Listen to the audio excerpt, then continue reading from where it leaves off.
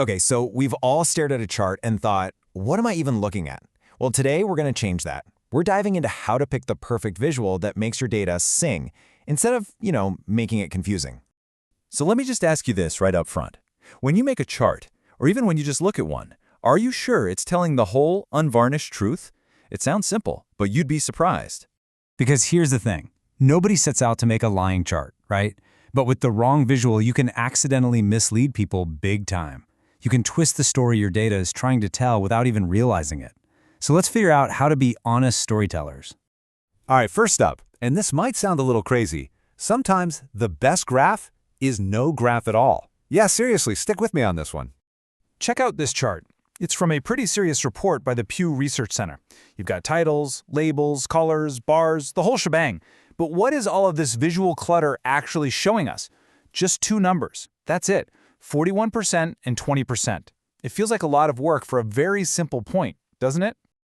So, what's a better way? Bam! Just this. The number, big and bold. Imagine just saying, in 2012, 20% of kids had a stay-at-home mom, a big drop from 41% back in 1970. See?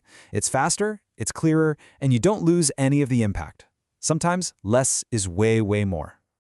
Okay, but what about when you actually do need a graph? Well, the good news is you don't need to be a wizard who knows a million different chart types. You just need a few trusty tools in your toolkit. These are the heroes that will do almost all of the heavy lifting. And here they are, your go-to visuals. Simple text, like we just saw, tables, which are great when your audience needs to look up specific numbers, line graphs, perfect for showing how things change over time, and of course, the mighty bar chart for comparing different categories.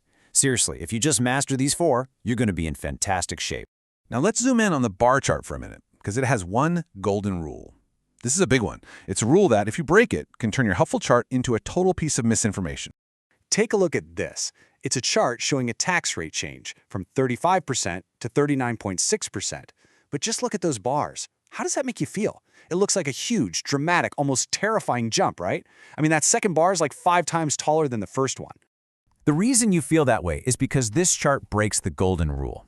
And that is, bar charts must have a zero baseline. The y-axis has to start at 0. Why? Because our brains are wired to compare the height of the bars to see the difference. When you chop off the bottom starting at, say, 34%, like this chart does, you completely blow the difference out of proportion. And here's the proof. On the left, you've got the original chart making that small increase look like a giant leap. But on the right, when we fix it and start the axis at 0, well, you see the real story. It's a much, much smaller change. It's the exact same data, but one tells the truth, and the other, well, it doesn't. So, we've met our data viz heroes. Now, it's time to meet the villains. These are the charts that cause confusion and should be avoided at all costs. Yep, these are the bad guys of data viz. The charts that make your audience squint, scratch their heads, and generally work way too hard just to figure out what you're trying to say. And leading the pack is probably the most famous villain of them all, Cole Nussbaumer-Claflin, who wrote the book we're drawing from. She doesn't mince words. She just says, pie charts are evil. Whoa, that's a pretty strong take, so let's see why she says that. Okay, have a look at this 3D pie chart. Real quick, which supplier has the biggest slice of the pie? Come on, quick guess. Most people are going to say supplier B, that blue one at the bottom, right? It just looks bigger because that 3D effect pushes it into the foreground. But let's add the numbers. And surprise! Supplier A, the one at the top that looked smaller, is actually the biggest at 34%. Supplier B is 3 points behind at 31%.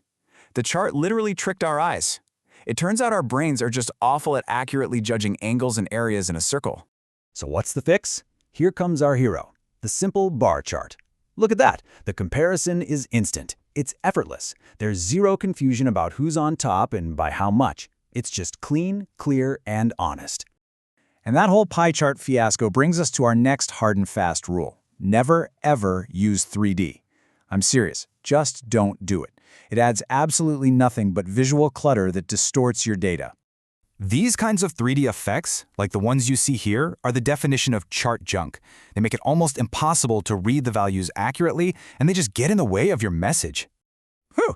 Okay, we've covered a lot. Our heroes, our villains, the golden rules. But if you only remember one thing from all of this, let it be this one simple, powerful idea. And here's a little cheat sheet to help. So do use simple text when you only have a number or two. Do use bar charts, and always, always start them at 0. And please, for the love of clarity, don't use pie charts and don't use 3D. Because in the end, when you ask, what's the right chart for my data, the answer is always the same. It's whatever is going to be easiest for your audience to understand. That's it. Forget about being fancy, focus on being clear. The most important tool you have isn't a piece of software, it's empathy for the person on the other end.